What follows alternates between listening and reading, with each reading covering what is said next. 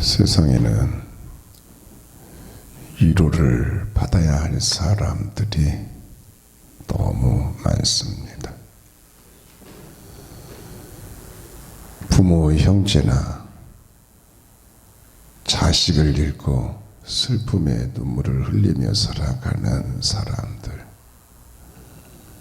실직의 아픔을 당한 사람들, 경제적으로 파산하여 빚쟁이에게 쫓겨다니는 사람들, 보증을 잘못 써서 길거리에 나앉게 된 사람들,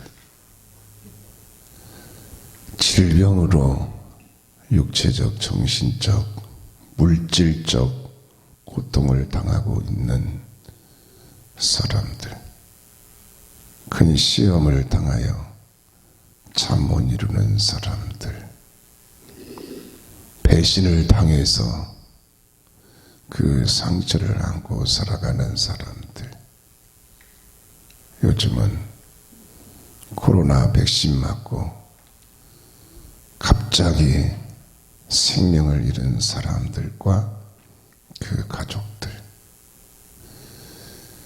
그 외에도 세상에는 위로를 받아야 할 사람들이 너무너무 많습니다.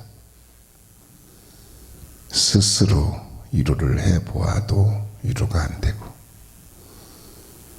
다른 사람들이 위로를 해주어도 위로가 안 되는 일들이 많습니다. 어떻게 해야 할까요? 이스라엘 백성들이 그랬습니다. 스스로 위로를 해도 위로가 안 되고, 다른 사람들이 위로를 해 주어도 위로가 안 되는 큰 상처가 있었습니다. 나라가 망했습니다. 백성들이 죽임을 당했습니다. 성전과 성읍과 가옥이 불타고 파괴되었습니다. 땅은 황무지가 되었습니다. 포로로 끌려간 백성들은 70년 동안이나 포로 생활을 했습니다. 위로가 통하지 않는 상황입니다. 때로는 위로를 하면 위로가 되고 또 위로를 받기도 합니다. 그러나 위로가 통하지 않는 그런 상황도 허다하게 많습니다. 그런 상황에서 오늘 본문 말씀에서 하나님께서 위로해 주시겠다고 말씀하고 계십니다. 하나님께서 어머니가 자식을 위로함 같이 위로해 주시겠다고 말씀하고 계십니다. 본문 13절 상반절 말씀에 보면 어머니가 자식을 위로함 같이 내가 너희를 위로할 것인즉이라고 했습니다. 이 말씀을 보면 내가 라고 했어요. 내가 누굽니까? 하나님이십니다. 하나님이 위로해 주신다는 말씀입니다. 하나님이 어머니가 자식을 위로함 같이 위로해 주신다는 말씀이에요. 사실 그렇습니다. 하나님은 위로해 주시는 분이십니다. 하나님은 하나님의 백성을 위로해 주시는 분이십니다. 하나님은 하나님의 백성을 어머니가 자식을 위로함 같이 위로해 주시는 분이십니다. 하나님이 하나님의 백성을 어떻게 위로하십니까? 본문 11절에서 12절 말씀에 보면 너희가 젖을 빠는 것 같이 그 위로하는 품에서 만족하겠고, 젖을 넉넉히 빤 것 같이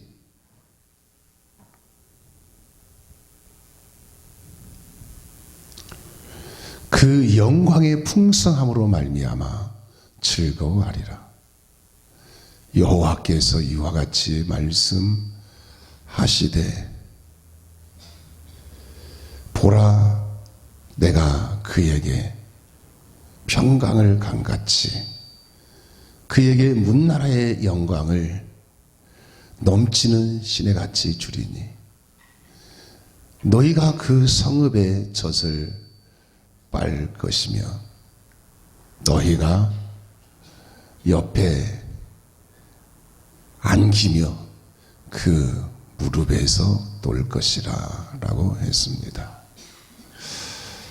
이 말씀을 보면 젖을 빠는 것 같이 라고 했습니다. 또 젖을 넉넉히 빤 것 같이 라고 했어요. 또 젖을 빨 것이며 라고 했습니다. 젖을 넉넉히 빨면 어떻게 됩니까?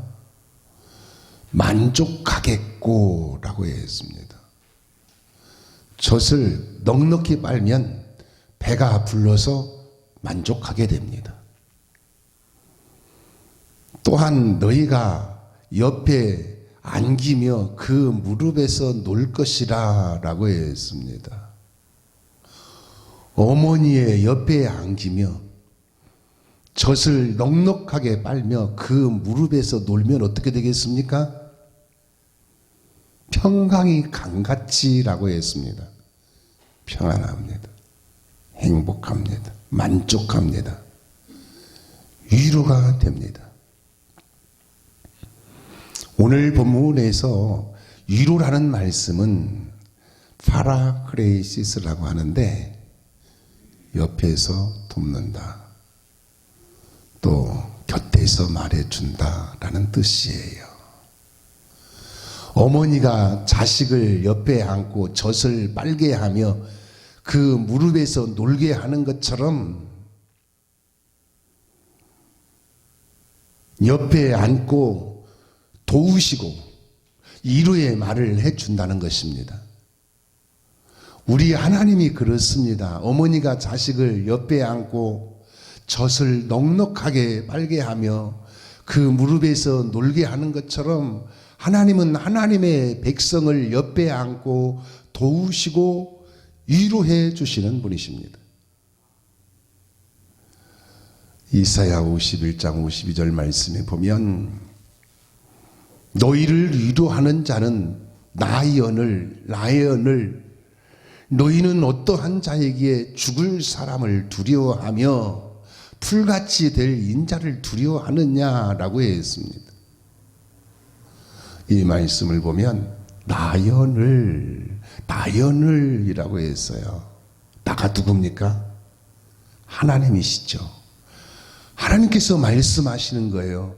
나의 언을 너희를 위로할 자는 나의 언을 너희가 어떠한 자이기에 인생을 두려워하느냐, 죽을 인생, 풀같이 될 인생을 두려워하느냐 하고 말씀하시면서 우리를 위로할 자는 하나님이시라는 사실을 강조하고 있습니다.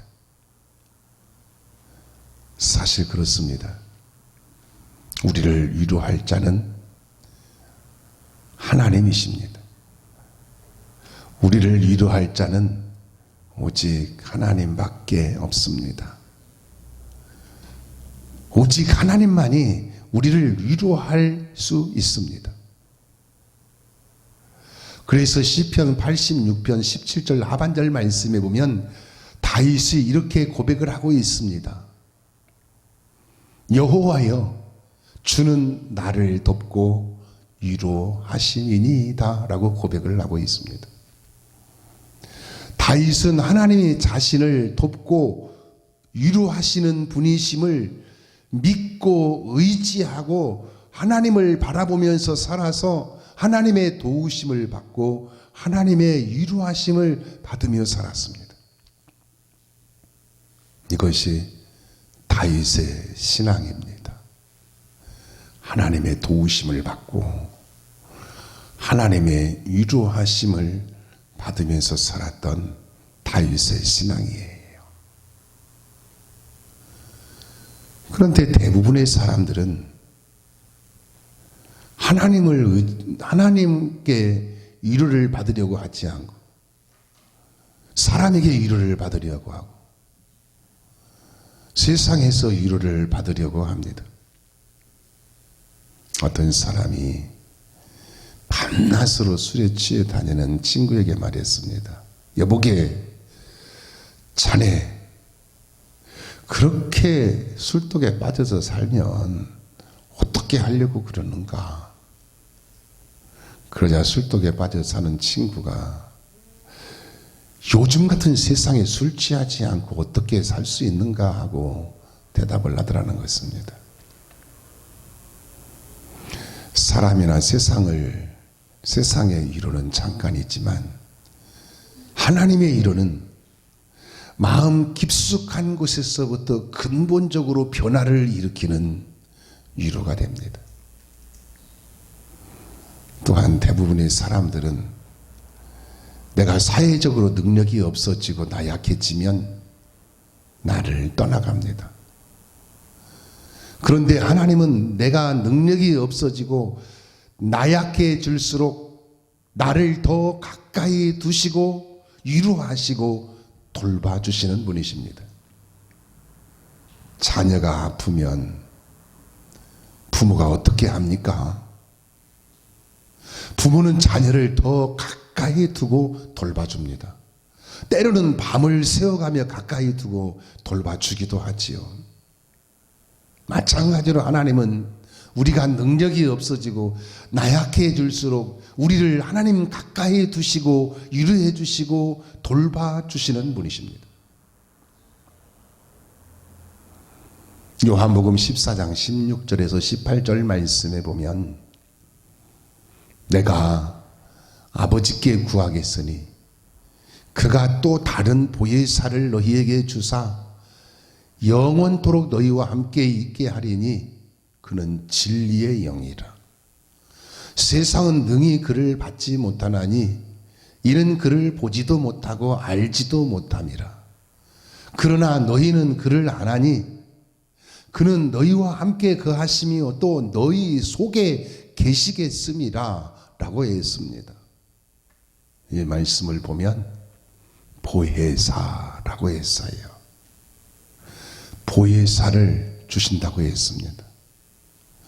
보혜사는 파라크레이시스라고 하는데 오늘 본문 말씀에 위로와 같은 단어를 사용하고 있습니다. 보혜사는 위로자, 돕는 자, 변호자라는 뜻이에요.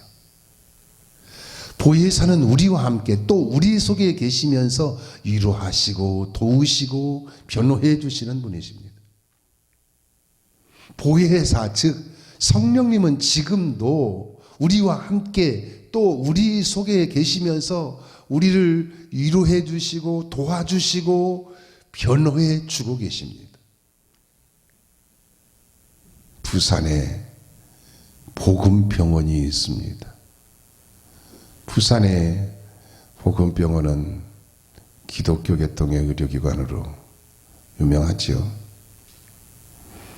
부산의 복음병원의 원장으로 계셨던 장기려 박사님은 6.25 전쟁 때 가족을 북한에 두고 혼자 내려와서 복음병원을 운영하면서 많은 어려움 가운데서도 가난한 사람들을 치료해 주어서 한국의 슈바이처로 불렸습니다. 어떤 분이 장기려 박사님에게 물었다고 합니다. 박사님, 어떻게 그 많은 어려움을 이겨내고 가족도 없이 외로움을 극복해내고 견디어내셨습니까? 하고 물었다는 거예요. 그러자 장기려 박사님이 이렇게 대답을 했다고 합니다. 하나님의 위로하심 때문에 오늘 내가 여기 있습니다 하고 대답을 했다는 것입니다. 그렇습니다. 하나님이 위로하시면 어려움도 외로움도 슬픔도 고통도 아픔도 상처도 극복하고 이겨낼 수 있습니다.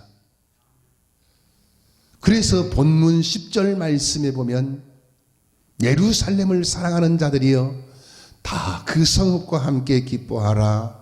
다 그 성읍과 함께 즐거워하라. 그 성읍을 위하여 슬퍼하는 자들이여 다 그 성의 기쁨으로 말미암아 다 그 성과 함께 기뻐하라 라고 했습니다. 이 말씀을 보면 기뻐하라, 즐거워하라 라고 했습니다. 왜 그렇습니까? 하나님의 위로하심이 있기 때문입니다. 하나님이 위로하시고 회복시켜 주시고 축복해 주시기 때문입니다. 그러므로 살아가는 여러분, 어떠한 형편에 있든지 오직 하나님 바라보고 믿고 의지하여 하나님의 위로하심을 받아서 슬픔과 고통과 아픔과 상처가 변하여 기쁨과 즐거움이 되는 복 있는 성도가 되시기를 축원합니다. 그렇다면 하나님의 위로를 받으려면 어떻게 해야 합니까? 우리가 인생 살면서 정말 스스로도 위로할 수 없고 다른 사람도 위로해 줄 수 없는 진정한 위로가 필요할 때 하나님의 위로를 받으려면 어떻게 해야 합니까? 본문 13절 하반절 말씀에 보면 너희가 예루살렘에서 위로를 받으리니 라고 했습니다. 예루살렘에서 라고 했어요. 예루살렘에서 위로를 받는다고 했습니다. 예루살렘은 하나님이 계시는 하나님의 집, 곧 예루살렘 성전을 말합니다. 즉 성전에서 위로를 받는다라는 말씀이에요. 하나님이 계시는 성전에서 위로를 받는다라는 말씀입니다. 하나님은 하나님이 계시는 성전에서 하나님이 계시는 성전에 나오는 사람들을 하나님이 계시는 성전에서 위로해 주시는 분이십니다. 그런데 일반적으로 사람들은 위로를 받으려고 술집에 가기도 하고 노래방에 가기도 하고 산이나 바다로 가기도 하고 쾌락에 빠지기도 하고 그렇습니다. 세상의 위로는 잠시 잠깐입니다. 문제를 해결받지도 못합니다. 하나님의 위로가 진정한 위로요, 속에서부터 변화를 일으키는 위로입니다. 그래서 마태복음 11장 28절 말씀에 보면 예수님께서 이렇게 초청을 하고 계십니다. 수고하고 무거운 짐진 자들아 다 내게로 오라. 내가 너희를 쉬게 하리라. 예수님 외에 누가 우리를 진정으로 위로할 수 있겠습니까? 우리가 위로를 받기 위해서는 예수님이 계시는 성전으로 와야 합니다. 성전은 주님이 주시는 은혜와 축복이 있습니다. 성전은 주님이 주시는 위로와 사랑이 있습니다. 그래서 본문 14절 말씀에 보면 너희가 이를 듣고 마음이 기뻐서 너희 뼈가 연한 풀의 무성함 같으리라. 여호와의 손이 그 종들에게 나타나겠고 그 진노는 그의 원수에게 더하리라 라고 했습니다. 하나님이 계시는 성전에 나와서 하나님의 위로를 받아서 마음에 기뻐하게 된다라는 거예요. 또 그 뼈가 연한 불에 무성함 같이 된다고 했습니다. 하나님이 풍성한 은혜와 축복을 주신다라는 말씀이에요. 그러므로 하나님이 계시는 성전에 나와서 하나님께 기도할 때 하나님의 위로를 받습니다. 하나님께 찬송을 드릴 때 하나님의 위로를 받아요. 하나님의 말씀을 들을 때 하나님의 위로를 받습니다. 하나님께 예배를 드릴 때 하나님의 위로를 받습니다.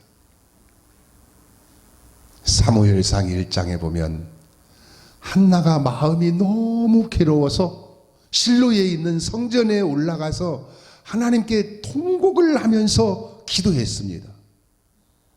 그리고 나서 한나의 얼굴에 다시는 근심이 없었다고 했습니다. 왜 그렇습니까?